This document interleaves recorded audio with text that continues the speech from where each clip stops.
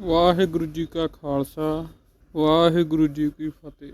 ਸਿੱਖਾਂ ਦੇ 10ਵੇਂ ਗੁਰੂ ਸ੍ਰੀ ਗੁਰੂ ਗੋਬਿੰਦ ਸਿੰਘ ਜੀ ਦਾ ਜਨਮ 22 ਦਸੰਬਰ 1666 ਈਸਵੀ ਵਿੱਚ ਪਿਤਾ ਗੁਰੂ ਤੇਗ ਬਹਾਦਰ ਤੇ ਮਾਤਾ ਗੁਜਰੀ ਜੀ ਦੇ ਘਰ ਪਟਨਾ ਬਿਹਾਰ ਵਿਖੇ ਹੋਇਆ।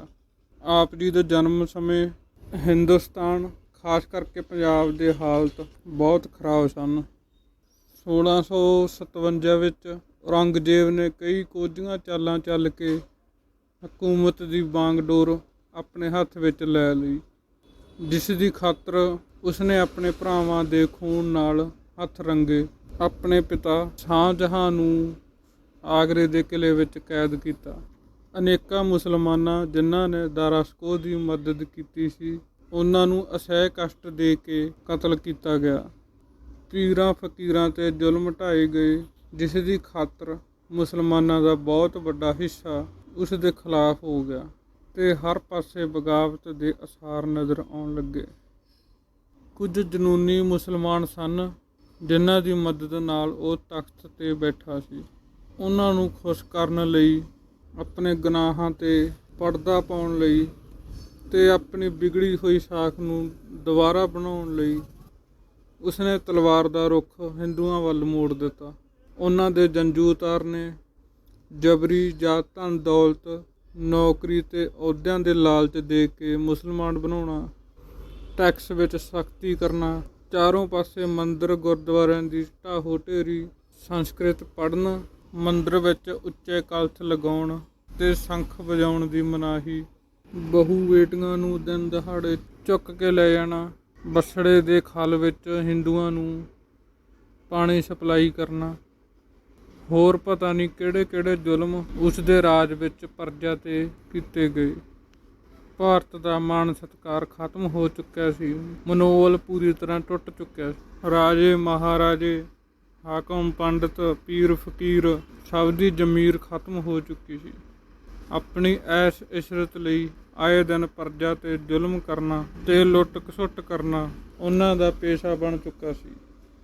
ਜਦੋਂ ਗੁਰੂ ਗੋਬਿੰਦ ਸਿੰਘ ਜੀ ਦਾ ਜਨਮ ਹੋਇਆ, ਗੁਰੂ ਤੇਗ ਬਹਾਦਰ ਜੀ ਸੰਗਤਾਂ ਦੀ ਬੇਨਤੀ ਪ੍ਰਵਾਨ ਕਰਦੇ ਹੋਏ ਸਿੱਖੀ ਪ੍ਰਚਾਰ ਲਈ ਬੰਗਾਲ ਅਤੇ ਅਸਾਮ ਦੇ ਲੰਬੇ ਦੌਰੇ 'ਤੇ ਗਏ ਹੋਏ ਸਨ। ਜਦੋਂ ਗੁਰੂ ਗੋਬਿੰਦ ਸਿੰਘ ਜੀ ਦੇ ਜਨਮ ਦੀ ਖਬਰ ਮਿਲੀ ਤਾਂ ਸਿੱਖਾਂ ਨੂੰ ਹੁਕਮਨਾਮਾ ਭੇਜਿਆ। ਪਰਿਵਾਰ ਦੀ ਦੇਖ ਰੇਖ ਕਰਨ ਲਈ ਅਤੇ ਮਾਤਾ ਗੁਜਰੀ ਨੂੰ ਸੁਨੇਹਾ ਕਿ ਬੱਚੇ ਦਾ ਨਾਮ ਗੋਬਿੰਦ ਰਾਏ ਰੱਖਣਾ। ਇੱਥੇ ਹੀ ਪੀਰ ਭੀਖਣ ਥਾ, ਜੋ ਇੱਕ ਨਾਮੀ ਮੁਸਲਿਮ ਫਕੀਰ ਸੀ, ਲਖਨੌਰ ਤੋਂ ਚੱਲ ਕੇ ਆਪ ਜੀ ਦੇ ਦਰਸ਼ਨ ਕਰਨ ਆਏ ਅਤੇ ਦਰਸ਼ਨ ਕਰਦਿਆਂ ਸਾਰ ਹੀ ਉਹਨਾਂ ਨੂੰ ਹਿੰਦੂ ਮੁਸਲਮਾਨ ਦਾ ਸਾਂਝਾ ਇਲਾਹੀ ਨੂਰ ਹੋਣ ਦਾ ਐਲਾਨ ਕੀਤਾ। ਜਨਮ ਤੋਂ ਲੈ ਕੇ ਤਕਰੀਬਨ 5.5 ਸਾਲ ਉਹ ਪਟਨਾ ਸਾਹਿਬ ਮਾਤਾ ਗੁਜਰੀ ਜੀ ਦੇ ਦੇਖ ਰੇਖ ਵਿੱਚ ਹੀ ਰਹੇ। ਮੁੱਢਲੀ ਵਿੱਦਿਆ ਗੁਰਬਾਣੀ, ਗੁਰਮੁਖੀ ਅਤੇ ਬਿਹਾਰੀ ਉਹਨਾਂ ਨੇ ਇੱਥੋਂ ਹੀ ਸਿੱਖੀ। ਬਚਪਨ ਤੋਂ ਹੀ ਇਹਨਾਂ ਦਾ ਸ਼ੌਂਕ ਬਾਕੀ ਬੱਚਿਆਂ ਤੋਂ ਬਿਲਕੁਲ ਅਲੱਗ ਸਨ, ਜਿਵੇਂ ਤੀਰ ਕਮਾਨ ਅਤੇ ਗੁਲੇਲ ਦੇ ਨਿਸ਼ਾਨੇ ਬੰਨ੍ਹਣਾ, ਗੰਗਾ ਵਿੱਚ ਬੇੜੀ ਚਲਾਉਣੀ, ਕਿਸੇ ਦੇ ਘੜੇ ਤੋੜਨਾ ਅਤੇ ਕਿਸੇ ਦੀਆਂ ਪੂਣੀਆਂ ਬਖੇਰਨੀਆਂ, ਸਿਰਫ ਇਸ ਕਰਕੇ ਕਿ ਜਦੋਂ ਉਹ ਮਾਤਾ ਜੀ ਕੋਲ ਸ਼ਿਕਾਇਤ ਲੈ ਕੇ ਆਉਣ ਤਾਂ ਮਾਤਾ ਜੀ ਉਹਨਾਂ ਨੂੰ ਦੂਣੇ ਚੌਣੇ ਪੈਸੇ ਦੇ ਕੇ ਅਮੀਰ ਕਰ ਦੇਣ। ਕੁਝ ਸੂਝਵਾਨ ਅਤੇ ਧਰਮੀ ਮਨੁੱਖਾਂ ਨੂੰ ਗੋਬਿੰਦ ਰਾਏ ਜੀ ਰੱਬੀ ਨੂਰ ਦਿਖਦੇ ਸਨ। ਪੰਡਿਤ ਸ਼ਿਵਦਾਸ ਆਪ ਜੀ ਨੂੰ ਕ੍ਰਿਸ਼ਨ ਦਾ ਰੂਪ ਜਾਣ ਕੇ ਆਪ ਜੀ ਦਾ ਬਹੁਤ ਸਤਿਕਾਰ ਕਰਦੇ ਸਨ। ਜਦੋਂ ਵੀ ਉਹ ਨਦੀ ਦੇ ਕਿਨਾਰੇ ਬੈਠ ਕੇ ਤਪੱਸਿਆ ਕਰਨ ਵਿੱਚ ਲੀਨ ਹੁੰਦੇ ਤਾਂ ਗੋਬਿੰਦ ਰਾਏ ਜੀ ਮਲਕੜੇ ਜਿਹੇ ਆ ਕੇ ਪੰਡਿਤ ਦੇ ਕੰਨਾਂ ਵਿੱਚ ਪੰਡਿਤ ਜੀ ਝਾਤ ਕਹਿੰਦੇ ਤਾਂ ਬਜਾਏ ਗੁੱਸੇ ਦੇ ਉਹ ਬਹੁਤ ਖੁਸ਼ ਹੁੰਦੇ। ਨਵਾਬ ਕਰੀਮ ਅਤੇ ਨਵਾਬ ਰਹੀਮ ਗੁਰੂ ਤੇਗ ਬਹਾਦਰ ਜੀ ਦੇ ਸ਼ਰਧਾਲੂ ਸਨ। ਗੋਬਿੰਦ ਰਾਏ ਨੂੰ ਇੰਨਾ ਪਿਆਰ ਕਰਦੇ ਸੀ, ਇੱਕ ਪਿੰਡ 'ਤੇ 2 ਬਾਗ ਗੁਰੂ ਸਾਹਿਬ ਦੇ ਨਾਮ ਲਗਵਾ ਦਿੱਤੇ। ਬੰਗਾਲ, ਬਿਹਾਰ ਅਤੇ ਅਸਾਮ ਦੇ ਲੰਬੇ ਪ੍ਰਚਾਰਕ ਦੌਰੇ ਮਗਰੋਂ 1675 ਦੇ ਆਸ-ਪਾਸ ਗੁਰੂ ਤੇਗ ਬਹਾਦਰ ਨੇ ਛੇਤੀ ਹੀ ਵਾਪਸ ਆਉਣ ਦਾ ਫੈਸਲਾ ਕਰ ਲਿਆ। ਸ਼ਾਇਦ ਔਰੰਗਜ਼ੇਬ ਦੀਆਂ ਸਖਤੀਆਂ ਦੇ ਕਾਰਨ ਸੰਗਤਾਂ ਨੂੰ ਹੁਕਮਨਾਮਾ ਭੇਜਿਆ ਕਿ ਸਾਡੇ ਪਰਿਵਾਰ ਦੀ ਦੇਖ ਰੇਖ ਕਰਨਾ ਤੇ ਮੁੜ ਹੁਕਮਨਾਮਾ ਆਉਣ ਤੇ ਪੰਜਾਬ ਭੇਜ ਦੇਣਾ। 7 ਸਾਲ ਦੇ ਲੰਬੇ ਅਰਸੇ ਪਿੱਛੋਂ ਗੁਰੂ ਤੇਗ ਬਹਾਦਰ ਜੀ ਵਾਪਸ ਅਨੰਦਪੁਰ ਸਾਹਿਬ ਆਏ ਤੇ ਬਾਅਦ ਵਿੱਚ ਪਰਿਵਾਰ ਨੂੰ ਵੀ ਇੱਥੇ ਹੀ ਸੱਦ ਲਿਆ। ਗੋਬਿੰਦ ਰਾਏ ਪਟਨਾ ਵਿੱਚ ਆਪਣੀਆਂ ਬਹੁਤ ਸਾਰੀਆਂ ਯਾਦਾਂ ਛੱਡ ਕੇ ਆਏ ਸਨ। ਆਪਣੇ ਬਚਪਨ ਦੇ ਦੋਸਤ ਪਟਨਾ ਵਾਸੀ ਜਿਵੇਂ ਪੰਡਿਤ ਸ਼ਿਵਦੱਤ, ਰਾਜਾ ਫਤਿਹ ਚੰਦ ਮੈਨੀ ਤੇ ਹੋਰ ਬਹੁਤ ਸਾਰੇ ਪਟਨਾ ਵਾਸੀ ਜੋ ਉਹਨਾਂ ਨੂੰ ਬੇਹੱਦ ਪਿਆਰ ਕਰਦੇ ਸਨ। ਰਾਜਾ ਫਤਿਹ ਚੰਦ ਦੇ ਘਰ ਔਲਾਦ ਨਹੀਂ ਸੀ। ਇੱਕ ਦਿਨ ਅਚਾਨਕ ਜਦ ਰਾਣੀ ਆਪਣੇ ਪੁੱਤ ਦੀ ਕਾਮਨਾ ਕਰਦੇ ਕਰਦੇ ਧਿਆਨ ਵਿੱਚ ਜੁੜ ਗਈ ਤਾਂ ਅਚਾਨਕ ਗੋਬਿੰਦ ਰਾਏ ਉਹਨਾਂ ਦੀ ਗੋਦੀ ਵਿੱਚ ਬੈਠ ਗਏ ਤੇ ਕਿਹਾ, ਮਾਂ ਮੈਂ ਆ ਗਿਆ ਹਾਂ। ਉਸ ਤੋਂ ਬਾਅਦ ਰਾਣੀ ਦੇ ਦਿਲ ਵਿੱਚ ਪੁੱਤ ਦੀ ਚਾਹ ਹੀ ਖਤਮ ਹੋ ਗਈ। ਗੋਬਿੰਦ ਰਾਏ ਨੂੰ ਹੀ ਆਪਣਾ ਪੁੱਤਰ ਸਮਝਣ ਲੱਗ ਪਏ। ਫਤਿਹਚੰਦ ਤੇ ਰਾਣੀ ਬਾਲ ਗੁਰੂ ਗੋਬਿੰਦ ਰਾਏ ਨੂੰ ਇੰਨਾ ਪਿਆਰ ਕਰਦੇ ਸੀ ਕਿ ਉਹਨਾਂ ਦਾ ਘਰ ਹੀ ਗੁਰਦੁਆਰਾ ਬਣ ਗਿਆ। ਅਨੰਦਪੁਰ ਦੀ ਵਾਪਸੀ ਵਕਤ ਪਟਨਾ ਵਾਸੀਆਂ ਨੇ ਉਹਨਾਂ ਨੂੰ ਬੜੇ ਪਿਆਰ ਸਤਿਕਾਰ ਤੇ ਨਮ ਅੱਖਾਂ ਨਾਲ ਵਿਦਾ ਕੀਤਾ। ਦਾਨਾਪੁਰ, ਬਕਸਰ, ਆਰਾ, ਛੋਟਾ ਮਿਰਜ਼ਾ, ਪ੍ਰਾਗ, ਧਨੇਸਰ, ਸਹਾਰਨਪੁਰ ਤੋਂ ਹੁੰਦੇ ਹੋਏ ਲਖਨੌਰ ਪਹੁੰਚੇ, ਜਿੱਥੇ ਉਹ ਕੁਝ ਦਿਨ ਠਹਿਰੇ। ਇੱਥੇ ਪੀਰ ਭੀਖਣ ਸਾਹਿਬ ਉਹਨਾਂ ਨੂੰ ਦੁਬਾਰਾ ਮਿਲਣ ਵਾਸਤੇ ਆਇਆ। ਕੀਰਤਪੁਰ ਪਹੁੰਚ ਕੇ ਆਪ ਤਾਏ ਸੂਰਜਮਲ ਦੇ ਪੋਤਰਿਆਂ ਨੂੰ ਮਿਲੇ। ਬਾਬਾ ਗੁਰਦਿੱਤਾ, ਗੁਰੂ ਹਰਗੋਬਿੰਦ ਸਾਹਿਬ ਤੇ ਗੁਰੂ ਹਰਰਾਏ ਸਾਹਿਬ ਦੇ ਪਵਿੱਤਰ ਅਸਥਾਨਾਂ ਦੇ ਦਰਸ਼ਨ ਕੀਤੇ। ਜਦ ਅਨੰਦਪੁਰ ਸਾਹਿਬ ਦੇ ਨੇੜੇ ਪਹੁੰਚੇ ਤਾਂ ਇੱਕ ਜਲੂਸ ਦੇ ਵਿੱਚ ਸਿੱਖ ਸੰਗਤਾਂ ਅੱਗੋਂ ਲੈਣ ਵਾਸਤੇ ਆਈਆਂ। ਸਾਰੇ ਨਗਰ ਵਿੱਚ ਘਰ ਘਰ ਖੁਸ਼ੀ ਮਨਾਈ ਗਈ, ਦੀਪਮਾਲਾ ਹੋਈ। ਪਿਓ ਪੁੱਤਰ ਦਾ ਬੜਾ ਪਿਆਰਾ ਤੇ ਨਿੱਘਾ ਮੇਲ ਹੋਇਆ। ਇਹ ਅਨੰਦਪੁਰ ਦਾ ਸਭ ਤੋਂ ਵੱਧ ਖੁਸ਼ੀ ਭਰਿਆ ਸਮਾਂ ਸੀ। ਮਾਤਾ ਜੀ, ਪਿਤਾ ਗੁਰੂ ਤੇਗ ਬਹਾਦਰ ਜੀ ਤੇ ਮਾਮਾ ਜੀ ਦਾ ਹੱਥ ਇਹਨਾਂ ਦੇ ਸਿਰ ਤੇ ਹੀ। ਗੁਰੂ ਪਿਤਾ ਨੇ ਇਹਨਾਂ ਲਈ ਹਿੰਦੀ, ਗੁਰਮੁਖੀ ਤੇ ਫਾਰਸੀ ਦੀ ਪੜ੍ਹਾਈ ਲਿਖਾਈ ਦਾ ਪੰਡਿਤ ਮੁਨਸ਼ੀ ਸਾਹਿਬ ਚੰਦ, ਮੌਲਵੀ ਪੀਰ ਮੁਹੰਮਦ ਕੋਲ ਇੰਤਜ਼ਾਮ ਦੇ ਨਾਲ ਨਾਲ ਸ਼ਸਤਰ ਵਿੱਦਿਆ, ਤੀਰਅੰਦਾਜ਼ੀ, ਤਲਵਾਰ ਚਲਾਉਣਾ ਤੇ ਘੋੜਸਵਾਰੀ ਦੀ ਸਿਖਲਾਈ ਦਾ ਵੀ ਖਾਸ ਪ੍ਰਬੰਧ ਕਰ ਦਿੱਤਾ। ਇਸ ਵਕਤ ਮੁਗਲ ਹਕੂਮਤ ਦੇ ਅਤਿਆਚਾਰ ਤੇ ਜ਼ੁਲਮ ਸਿਖਰਾਂ ਤੇ ਪਹੁੰਚ ਚੁੱਕੇ ਸੀ। ਔਰੰਗਜ਼ੇਬ ਨੇ ਆਪਣੀ ਨੀਤੀ ਬਦਲੀ ਤੇ ਸੋਚਿਆ ਇੱਕ ਇੱਕ ਨੂੰ ਮੁਸਲਮਾਨ ਬਣਾਉਣਾ ਥੋੜ੍ਹਾ ਔਖਾ ਕੰਮ ਹੈ, ਕਿਉਂ ਨਾ ਇਹ ਕੰਮ ਪੰਡਤਾਂ ਤੇ ਵਿਦਵਾਨਾਂ ਤੋਂ ਸ਼ੁਰੂ ਕੀਤਾ ਜਾਏ, ਬਾਕੀ ਜਨਤਾ ਆਪਣੇ ਆਪ ਉਹਨਾਂ ਦੇ ਪਿੱਛੇ ਆਵੇਗੀ। ਇਹ ਸੋਚ ਕੇ ਉਸਨੇ ਸਭ ਤੋਂ ਪਹਿਲਾਂ ਕਸ਼ਮੀਰ ਦੇ ਸੂਬੇ ਇਫਤਿਖਾਰ ਖਾਨ ਨੂੰ ਹਦਾਇਤ ਤੇ ਸਖਤੀ ਨਾਲ ਹੁਕਮਨਾਮਾ ਭੇਜਿਆ ਕਿ ਪਹਿਲੇ ਉਹ ਵੱਡੇ ਵੱਡੇ ਪੰਡਤਾਂ ਤੇ ਵਿਦਵਾਨਾਂ ਨੂੰ ਦਾਇਰ-ਏ-ਇਸਲਾਮ ਵਿੱਚ ਲਿਆਉਣ ਦੀ ਕੋਸ਼ਿਸ਼ ਕਰੇ। ਬਸ ਫਿਰ ਕੀ ਸੀ, ਉਹ ਮੌਕੇ ਦੀ ਧਾਕ ਵਿੱਚ ਸੀ। ਉਸ ਨੂੰ ਹਕੂਮਤ ਦੀ ਸਹਿ ਮਿਲ ਗਈ ਤੇ ਉਸਨੇ ਕਸ਼ਮੀਰ ਦੇ ਲੋਕਾਂ ਤੇ ਅੰਤਾਂ ਦੇ ਜ਼ੁਲਮ ਢਾਉਣੇ ਸ਼ੁਰੂ ਕਰ ਦਿੱਤੇ।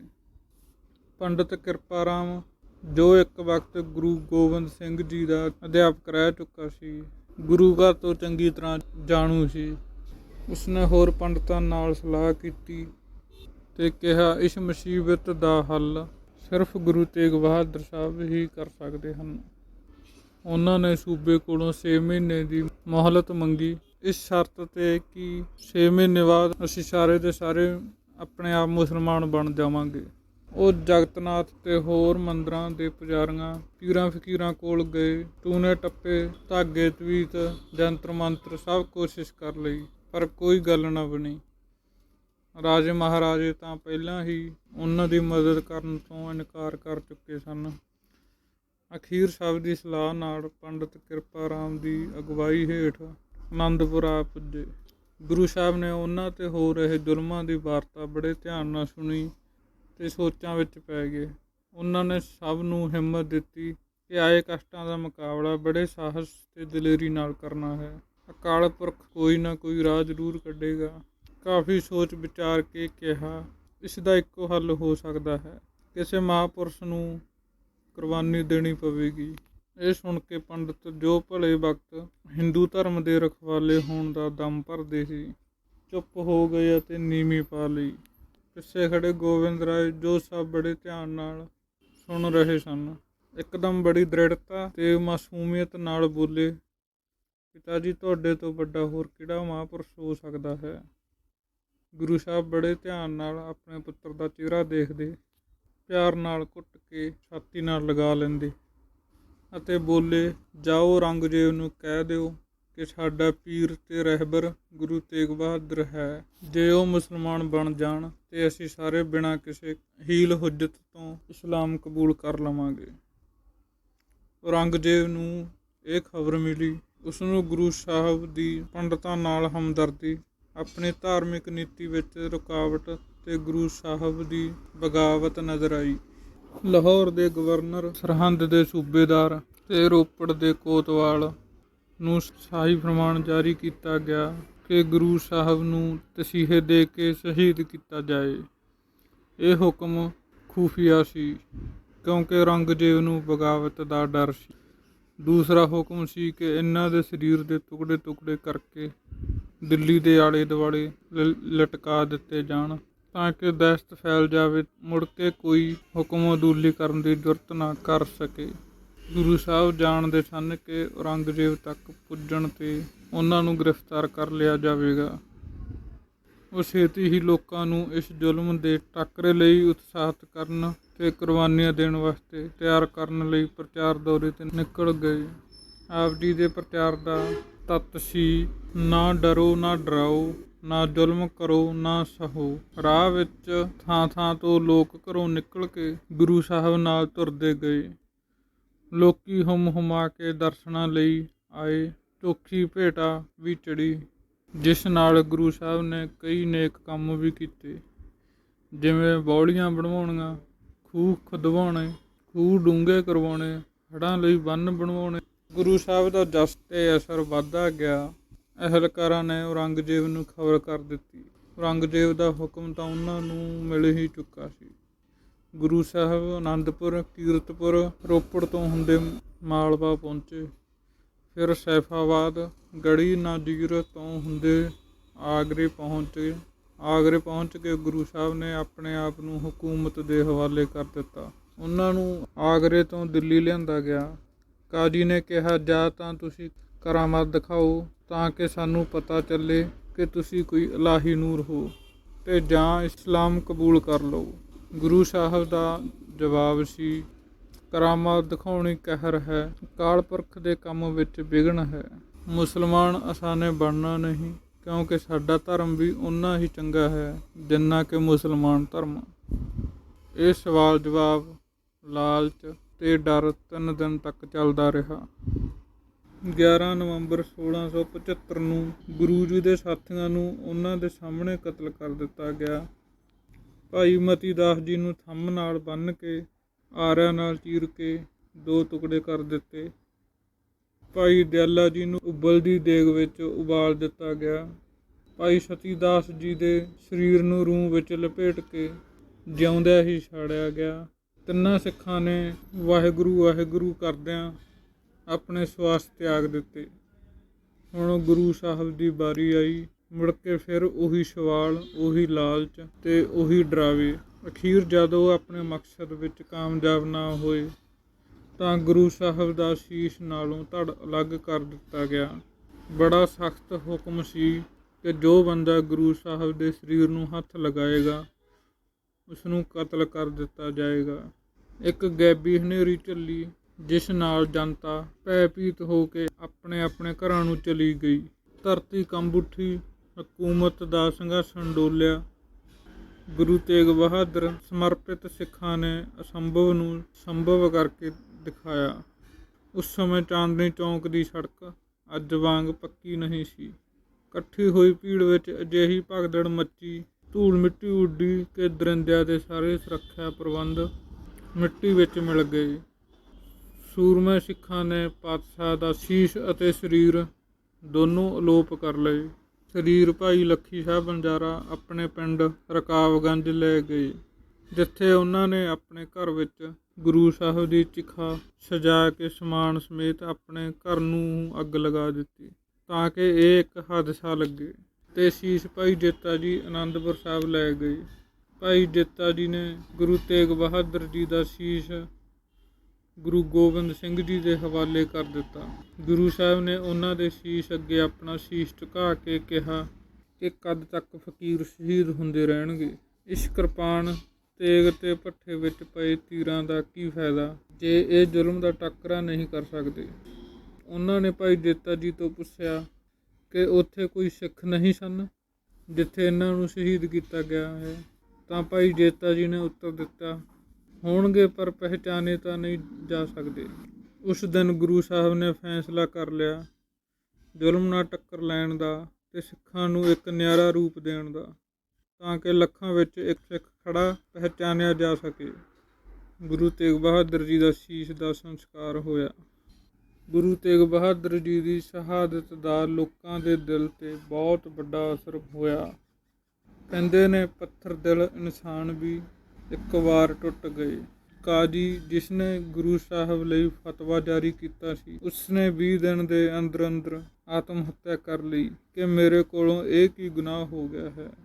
ਦੂਸਰਾ ਸੀ ਅਬਦੁੱਲਾ ਜਿਸ ਨੇ ਗੁਰੂ ਸਾਹਿਬ ਨੂੰ ਜੇਲ੍ਹ ਵਿੱਚ ਕੈਦ ਰੱਖਿਆ ਤੇ ਤਸੀਹੇ ਦਿੱਤੇ ਸੀ। ਉਹ ਰਾਤੋਂ ਰਾਤ ਜੇਲ੍ਹ ਵਿੱਚੋਂ ਆਪਣੇ ਪਰਿਵਾਰ ਸਮੇਤ ਨੱਸ ਕੇ ਅਨੰਦਪੁਰ ਸਾਹਿਬ ਪਹੁੰਚ ਗਿਆ ਤੇ ਆਪਣੇ ਗੁਨਾਹਾਂ ਦੀ ਸਜ਼ਾ ਲਈ ਗੁਰੂ ਸਾਹਿਬ ਤੋਂ ਮੰਗ ਕੀਤੀ। ਗੁਰੂ ਘਰ ਚੱਲ ਕੇ ਜੋ ਆ ਜਾਏ ਉਹ ਤਾਂ ਸਦਾ ਲਈ ਬਖਸ਼ਿਆ ਜਾਂਦਾ ਹੈ। ਗੁਰੂ ਸਾਹਿਬ ਨੇ ਉਸ ਨੂੰ ਸੇਵਾ ਕਰਨ ਲਈ ਕਿਹਾ। ਪੇਸ਼ੇ ਵਜੋਂ ਹਕੀਮ ਸੀ।